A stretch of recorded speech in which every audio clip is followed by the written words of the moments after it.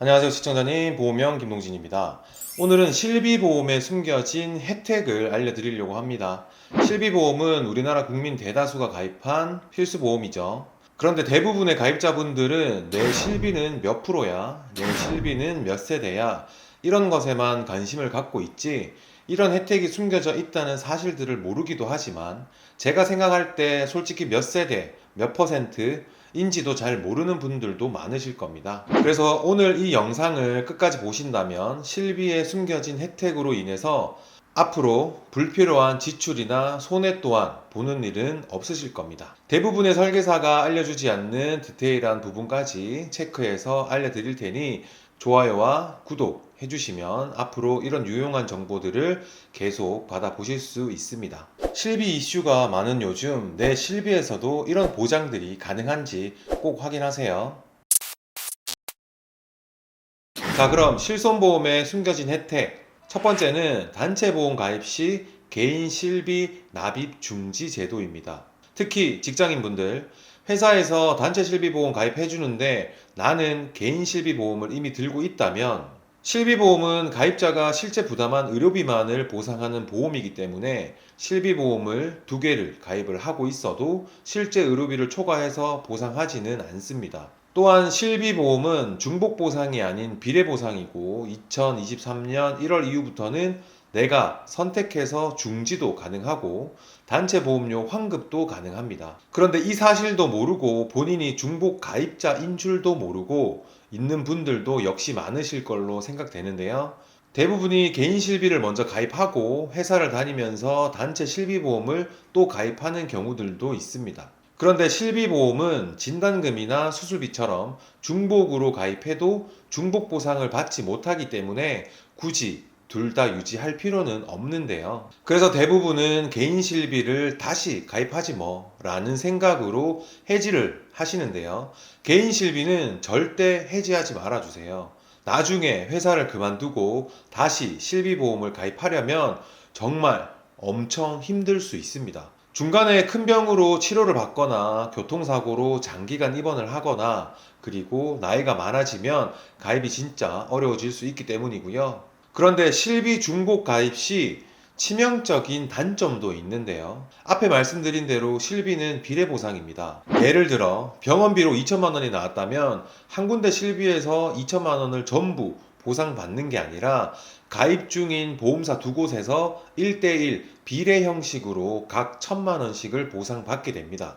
이 말은 실비 청구 시 무조건 두 군데 보험회사에 각각 청구를 해야 하는데, 이처럼 번거로운 게 싫거나 성격이 급하신 분들은 청구 후 개인 실비를 해지해 버리기도 하시는데요. 이럴 땐 해지보다는 보험 중지 제도를 이용해 보시면 좋습니다. 단체 보험 가입이 끝날 때까지 개인 실비 보험 납입을 중지할 수가 있지만, 개인 실비를 1년 이상 유지하신 후부터 납입 중지 기능을 사용할 수 있으니까요. 꼭 참고하시고요. 또 정말 좋은 건 이제는 개인 실비를 복원시킬 때 내가 기존에 가입했던 실비와 복원 시점에 판매 중인 실비 중 선택해서 복원이 가능하다는 점입니다. 이 부분이 유리한 이유가요. 이전까지는 개인 실비를 복원하는 시점에 판매 중이었던 실비로만 복원이 가능했습니다. 예를 들어 내가 가입한 실비는 100% 보장이 되는 1세대 실비였지만 은퇴하고 개인 실비를 복원시켰더니 70에서 80%만 보상하는 4세대 실비로 바뀌어 복원이 돼버린 겁니다. 그래서 어쩔 수 없이 4세대 실비로 보장을 받아야만 했습니다. 그런데 2023년 1월부터는 내가 가입한 개인 실비뿐만 아니라 회사에서 가입한 단체 실비도 중지를 할 수 있는데요. 중요한 건 단체 실비를 중지한 기간만큼의 보험료도 우리 가입자분들께 환급을 해준다는 겁니다. 여러분 생각해보세요. 돈은 사장님이 내는데 환급은 우리가 받을 수 있다니 너무 좋은 혜택 아닐까요? 이제 단체 실비를 중지시킬지 개인 실비를 중지시킬지 고민이 되실 것 같은데요. 여기서 꼭 기억하셔야 될 건 실비보험은 가입 시기마다 보장 내용이 다 다르다는 점입니다. 당연히 보험은 생각지도 못한 상황을 대비해 보장을 받으려고 가입을 하는 거기 때문에 보장이 좀 더 유리한 조건을 선택해서 유지하시길 바라고요. 쉽게 결정을 내리기가 힘드시면 댓글이나 카톡, 문자로 편하게 문의 주세요. 그리고 실비보험 중복 가입 여부는 한국신용정보원 크레딧 포유에서 확인이 가능하니까 확인도 꼭 한번 해보세요. 이제 실손보험에 숨겨진 혜택 두 번째는 해외 장기 체류자의 납입 중지 제도입니다. 안내 드리기 전에 시청자님들 혹시 그거 아세요? 해외에서는 내가 다치거나 아프거나 해서 병원을 가더라도 실비 혜택을 볼 수 없는 것과 내가 이미 3개월 이상을 해외에서 지내고 있는데 보험료는 계속 내 통장에서 빠지기만 한다면 너무 손해 아닐까요? 그래서 이런 불합리함을 막기 위해서 2016년부터 시행을 하고 있는 해외 장기 체류 납입 중지 제도입니다. 3개월 이상 해외에 있게 된다면 실비보험료 납입 중지를 할 수가 있는데요. 만약 내가 납입 중지를 못하고 해외를 갔더라도 귀국하고 나서 환급을 받을 수 있습니다. 보통은 환급까지 생각을 못 하시고 그대로 손해보시는 분들이 아직도 정말 많으시더라고요. 그런데 이 제도는 누구나 다 해당이 되는 건 아니고 2009년 10월 1일 실손의료보험 표준화 이후 가입한 분들에게만 적용됩니다. 그 이유는 2009년 10월 이전 가입자인 1세대 실비 가입자분들은 해외에서 발생하는 의료비도 어느 정도 일부 보장되기 때문인데요.